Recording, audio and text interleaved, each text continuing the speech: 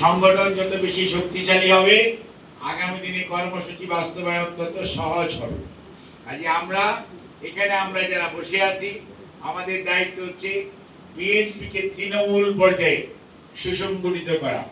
BNP এমন এক দল, যেই দল জনগণের দল, যেই দল মানুষের সাথে থাকে, মানুষের কষ্টের কথা বলে, মানুষের সুখের সময় থাকে, দুঃখের সময় থাকে, যেই দল ভয়ে আত্মসমর্পণ করে নাই, যেই দলের নেতা, যেই দলের নেত্রী আত্মসমর্পণ করে অথবা আপোষ করে বিদেশে চলে যায় নাই, সেই দলের নেতা কর্মীরা আপনারা এবং আমাদের বাইরে যে সমর্থকরা আছে তারা।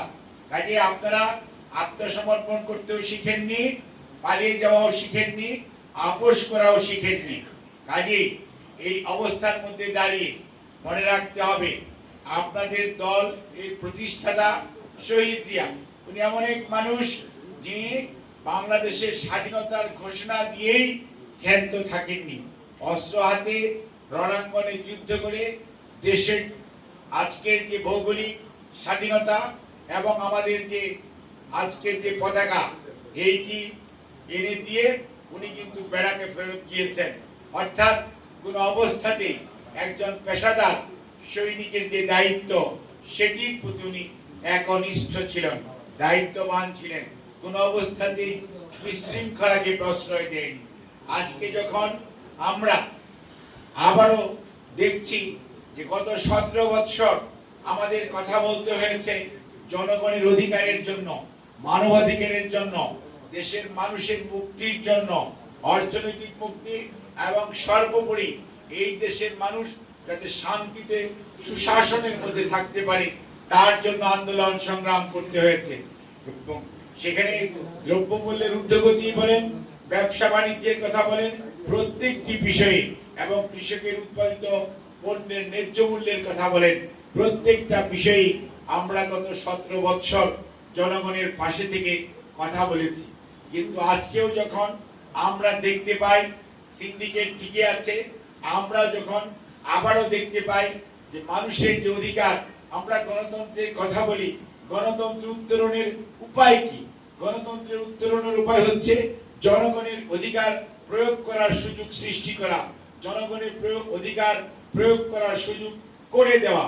সেটির জন্য যদি আবারও কথা বলতে হয়, আজকে 10 মাস হতে চলল এই অন্তর্বর্তীকালীন সরকার ডক্টর মোহাম্মদ ইউনূস স্যারের নেতৃত্বে আজকে দেশ পরিচালনা করছে।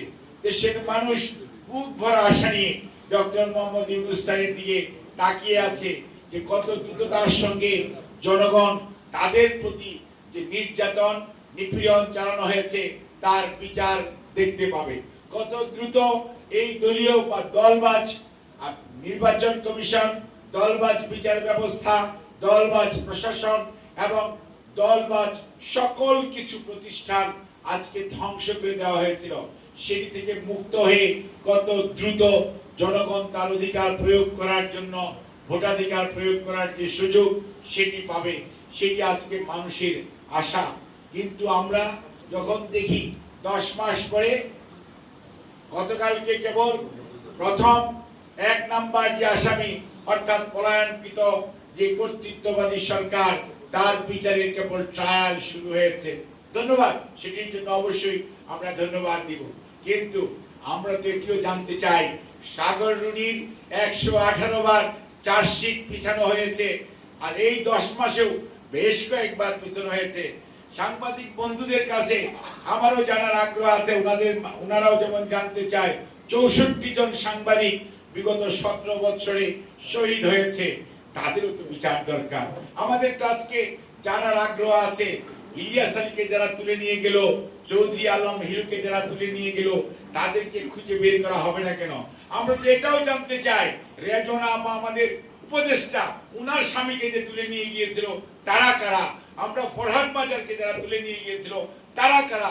সেটাও তো আমাদের জানার আগ্রহ আছে। আমরা এগুলো জানতে চাই, দেশবাসী জানতে চায়।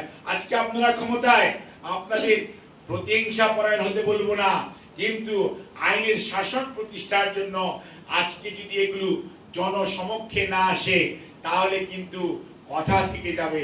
কারণ আমরা এক স্বৈরাচার পালিয়েছে, কিন্তু আরেক কর্তৃত্ববাদিতার মধ্যে যদি আমরা যেয়ে পড়ি তাহলে মানুষ কিন্তু আশাহত হবে। আজকে দীর্ঘদিন যাবৎ বলা হচ্ছে আপনারা সংস্কারের কার্যক্রম চালান, বিচার ব্যবস্থার সংস্কার। এখানে বেশ কয়েকজন ব্যারিস্টার সাহেব বসা আছেন এবং অ্যাডভোকেট আমাদের হক ভাই বসা আছেন। উচ্চ আদালতে আমরা দেখলাম সংস্কার একটু হলো, তারপরে সংস্কার স্তব্ধ হয়ে গেল, বন্ধ হয়ে গেল। এটি তো হওয়ার কথা না। আওয়ামী দূষরদেরকে যদি আপনি ওখান থেকে না সরাতে পারেন তাহলে আপনাকে ভুল পথে পরিচালিত করবে। ঠিক একইভাবে স্বৈরাচারের দূষররা প্রশাসনের বিভিন্ন রন্ধ্রে রন্ধ্রে যেভাবে বসে আছে বিগত 17 বৎসর যাবৎ যে ঘাঁটি গেড়ে বসছে, তাদেরকে যদি ওখান থেকে আপনি না সরাতে পারেন কোনো অবস্থাতেই প্রশাসনকে জনমুখী, গণমুখী এবং জনগণের জন্য সুশাসন নিশ্চিত করতে পারবেন না।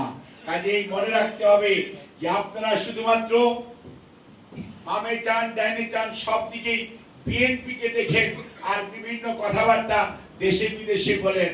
আমরা বলতে চাই ভাই, বিএনপি কে তো দেখবেনই, কারণ বিএনপি এমন এক দল সবচেয়ে আল্লাহর অশেষ মেহেরবানিতে জনগণের ভালোবাসার দলের নাম বাংলাদেশ জাতীয়তাবাদী দল, এবং জাতীয়তাবাদী দলের শক্তি হচ্ছে এই দলের সমর্থক সেই আমাদের তৃণমূলের কর্মী বাহিনী শুধু নয়, সাধারণ মানুষ। যার জন্যই আপনারা খেয়াল করবেন যে 1975-এর 7ই নভেম্বর বাংলাদেশ জাতীয়তাবাদী দল ছিল না, কিন্তু যখন দেশের মানুষ দেখলো 3রা নভেম্বর কুর মাধ্যমে দেশের সার্বভৌমত্ব ধ্বংসের দ্বার প্রান্তে, তখন কিন্তু সিপাহী জনতা ঘুরে দাঁড়িয়েছিল। বিএনপি ছিল না, সিপাহী জনতা নিজের দায়িত্ব নিয়ে বন্দি দশা থেকে শহীদ জিয়াকে বের করে এনে জনগণ এই দেশ পরিচালনার দায়িত্ব দিয়েছিল। অর্থাৎ